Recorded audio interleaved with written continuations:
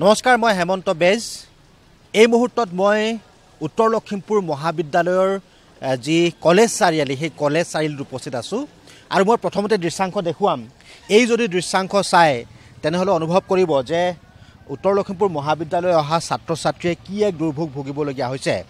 মই আজি আহিছিলোঁ অন্য এটা ইতিবাচক খবৰৰ সন্ধান কৰিবলৈ আৰু যিটো খবৰে প্ৰত্যেকজন লোককে আনন্দিত কৰিব, কিন্তু সেই খবৰটো সম্প্ৰচাৰ কৰিবলৈ যোৱাৰ পূৰ্বেই এই যদি ছবিখন চায় তেনেহ'লে নিশ্চয়কৈ আপোনালোকে অনুভৱ কৰিব যে কি এক অসুবিধাৰ মাজেৰে ছাত্ৰ ছাত্ৰীসকলে সময় পাৰ কৰিবলগীয়া হৈছে। এইটো এটা নেতিবাচক খবৰ, কিন্তু এনেধৰণৰ নেতিবাচক খবৰবিলাক প্ৰশাসনে চোৱা উচিত, কাৰণ ছাত্ৰ ছাত্ৰীসকলে কলেজলৈ আহে। লখিমপুৰ ছোৱালী মহাবিদ্যালয় ইয়াতে আছে, উত্তৰ লখিমপুৰ মহাবিদ্যালয় আছে, তাৰপিছতো কিন্তু কিয় প্ৰশাসনৰ গা নলৰে। এতিয়া মই সম্পূৰ্ণ এটা ইতিবাচক খবৰ আপোনালোকৰ মাজলৈ লৈ যাম, যিটো খবৰে আপোনালোকক আনন্দিত কৰিব। আৰু এই যিখন ছবি ৰকেট দেউৰীয়ে দেখুৱাব, এটা ষ্ট্ৰীট লাইব্ৰেৰী উত্তৰ লখিমপুৰ মহাবিদ্যালয়ৰ যি চাৰিআলি, সেই চাৰিআলি চৌহদতে খুব সুন্দৰকৈ গঢ়ি তোলা হৈছে। আৰু ষ্ট্ৰীট লাইব্ৰেৰীৰ যিটো কনচেপ্ট, সেই কনচেপ্টটো ইতিমধ্যে সমগ্ৰ বিশ্বতেই এক এই মুহূৰ্তত খুব চৰ্চিত বিষয়। আৰু আজিৰ তাৰিখত লখিমপুৰতো এই যি বিষয়, সেই বিষয়টো পুনৰবাৰ খুব সুন্দৰকৈ, খুব আটকধুনীয়াকৈ ৰাইজৰ মাজলৈ লৈ যাব খোজা হৈছে। ৰ'দে বৰষুণে ইয়াত কিতাপ থাকিব, যাৰ যেতিয়াই ইচ্ছা যায় তেতিয়াই তেওঁলোকে ইয়াত অন্ততঃ তেওঁলোকৰ ভাল লগা লেখকজনৰ কিতাপখন অধ্যয়ন কৰিব পাৰিব। এই যিটো কনচেপ্ট, এই কনচেপ্টটো নতুন কনচেপ্ট নহয়, তথাপিও যে লখিমপুৰৰ দৰে এখন অনগ্ৰসৰ জিলালৈও যে এই ধৰণৰ চিন্তা চৰ্চাবিলাক আহিছে, সেইটো অত্যন্ত ইতিবাচক কথা। আৰু মই যদি এখন ফলক এই মুহূৰ্তত দেখুৱাওঁ, গো গ্ৰীণ অৰ্গেনাইজেশ্যন, আৰু যোৰহাটৰ এই যিটো অৰ্গেনাইজেশ্যন, এই যিটো সংস্থা, এই সংস্থাটোৱে এই ধৰণৰ এটা খুব ভাল লগা কথা তেওঁলোকে আৰম্ভ কৰিছে। ইতিমধ্যে অৰুণাচলত যি ষ্ট্ৰীট লাইব্ৰেৰীৰ প্ৰসংগ উত্থাপন হ'ল, অৰুণাচলত এতিয়া ষ্ট্ৰীট লাইব্ৰেৰীত লোকে পঢ়িবলৈ যায়। এতিয়া অন্ততঃ লখিমপুৰলৈকো যদি যিসকল অধ্যয়ন পিপাসু লোক আছে তেওঁলোকে অন্ততঃ ৰাস্তাতেই এইদৰে কিতাপ পঢ়িব পাৰিব। এইটো এটা খুব সুন্দৰ বিষয়। আৰু কিতাপৰ মাজত যদি আমি নিজকে সদায় ৰাখিব পাৰোঁ তেনেহ'লে জীৱনত আৰু তাতকৈ ডাঙৰ প্ৰাপ্তি একো হ'ব নোৱাৰে। খুব ভাল পদক্ষেপ। কি ক'ব খুজিব? মই বহুত সুখী হৈছোঁ, বিশেষকৈ মোৰ গৃহৰ সন্মুখত এই এনেকুৱা এটা পুথিভঁৰাল প্ৰতিষ্ঠা কৰিছে, নতুন এটা প্ৰয়াস। আৰু মই ভাবোঁ পঢ়ুৱৈসকলে ইয়াৰ পৰা আপ্লুত হ'ব।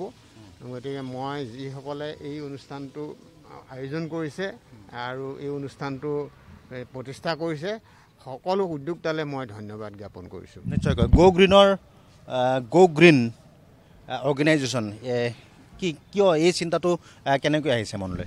হয়, গো গ্ৰীণ অৰ্গেনাইজেশ্যনে যোৱা 2টা বছৰ ধৰি এনেদৰে সমাজৰ প্ৰগতিৰ হকে কাম কৰি আহিছে। ইতিমধ্যে এনেধৰণৰ পুথিভঁৰাল যোৰহাটত স্থাপন কৰা হৈছে, লাহদৈগড়ত, যিটো আমাৰ মুখ্য পুথিভঁৰাল হিচাপে চিহ্নিত কৰা হৈছে। সেয়েহে আমি গো গ্ৰীণ অৰ্গেনাইজেশ্যনৰ জৰিয়তে আমি লখিমপুৰত এটি শাখা হিচাপে আমি কাম কৰিবলৈ আৰম্ভ কৰিছোঁ। আৰু এই আমাৰ প্ৰথম প্ৰচেষ্টা। আৰু বৰ্তমান সময়ত যিহেতু যুৱ প্ৰজন্মৰ মাজত যি উচ্ছৃংখলতা বাঢ়িছে, তেনে ক্ষেত্ৰত কিতাপ পঢ়াৰ যি আনন্দ, সেই আনন্দৰ পৰা বহুতে বঞ্চিত হৈ আছে। আৰু বৰ্তমান সময়ত আমি দেখিবলৈ পাওঁ বহুতে হয়তো এনেধৰণৰ কিতাপৰ সোৱাদ ল'ব নোৱাৰে, হয়তো আৰ্থিকভাৱে দুৰ্বল হওক বা অন্যান্য বিভিন্ন কাৰণত। তেনে ক্ষেত্ৰত আমি তেওঁলোকক সহায়ৰ উদ্দেশ্যে, আৰু যিহেতু আমি এটা সেউজীয়া বাৰ্তা প্ৰেৰণ কৰিব বিচাৰিছোঁ, ইয়াৰ পৰৱৰ্তী সময়তো আমি লখিমপুৰ শাখাৰ তৰফৰ পৰা আমি বিভিন্ন ধৰণৰ কাম হাতত ল'ম। তেনে ক্ষেত্ৰত আমি লখিমপুৰৰ যিসকল শুভাকাংক্ষী আছে তেওঁলোকলৈ আমি এনেদৰে এটা সেউজ বাৰ্তা প্ৰেৰণ কৰিছোঁ।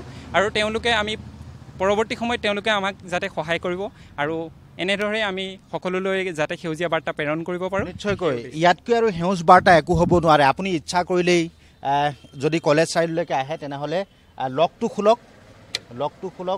খুলি আপুনি আপোনাৰ ভাল লগা কিতাপখন ইয়াৰ পৰা উলিয়াই খুব সুন্দৰকৈ অধ্যয়ন কৰিব পাৰিব।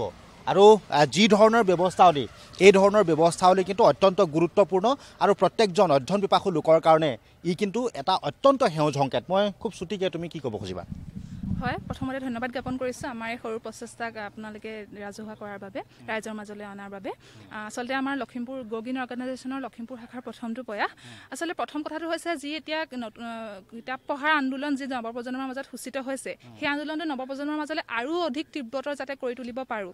আৰু এনেকুৱা ধৰণৰ অভিযোগ আহে নৱপ্ৰজন্মৰ ওপৰত যে কিতাপৰ আনন্দ পাহৰিছে, কেৱল ডিজিটেলতে মগ্ন হৈছে, কিন্তু সেই অভিযোগ নস্যাৎ কৰিবলৈ আচলতে আমাৰ এই প্ৰচেষ্টা।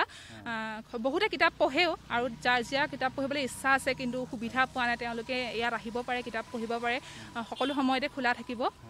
নিশ্চয়কৈ 24 ঘণ্টাই এই যিটো লাইব্ৰেৰী, ষ্ট্ৰীট লাইব্ৰেৰীটো খোলা থাকিব। যেতিয়াই যাৰ মন যায় তেওঁ পঢ়িব পাৰিব, আৰু কিতাপ পঢ়াৰ যি আনন্দ, সেই আনন্দ ৰাস্তাতে ল'ব পাৰিব। তাতকৈ আৰু ডাঙৰ কথা, তাতকৈ আৰু আনন্দৰ কথা একো হ'ব নোৱাৰে। ৰুবুল মাৰুতৰ মোৰো এটা সপোন আছে, এইখন অত্যন্ত খুব এখন চৰ্চিত কিতাপ, আৰু এই কিতাপখন প্ৰত্যেকে অধ্যয়ন কৰা উচিত। আৰু এনেকুৱা ধৰণৰ যিসকল লোকে এই ধৰণৰ কিতাপ তেওঁলোকে হয়তো কিনি পঢ়িব পৰা নাই, তেওঁলোকৰ কাৰণেও এই ধৰণৰ গ্ৰন্থই এই ধৰণৰ লাইব্ৰেৰীয়ে এক ইতিবাচক সঁহাৰি আনিব। মুঠৰ ওপৰত গো গ্ৰীণ অৰ্গেনাইজেশ্যনৰ যিটো তেওঁলোকৰ প্ৰচেষ্টা, এই প্ৰচেষ্টা অত্যন্ত প্ৰশংসনীয়। লখিমপুৰত গ্ৰন্থৰ আন্দোলন এটা নতুন কথা নহয়। লখিমপুৰত প্ৰত্যেকজন লোকেই অধ্যয়নৰ প্ৰতি এক বিশেষ ধাউতি আছে। ইতিমধ্যে নাওবৈচা অঞ্চলতো এনেকুৱা ধৰণৰ এটা ষ্ট্ৰীট লাইব্ৰেৰী গঢ়ি তোলা হৈছে, আৰু বহু অঞ্চলত হওক।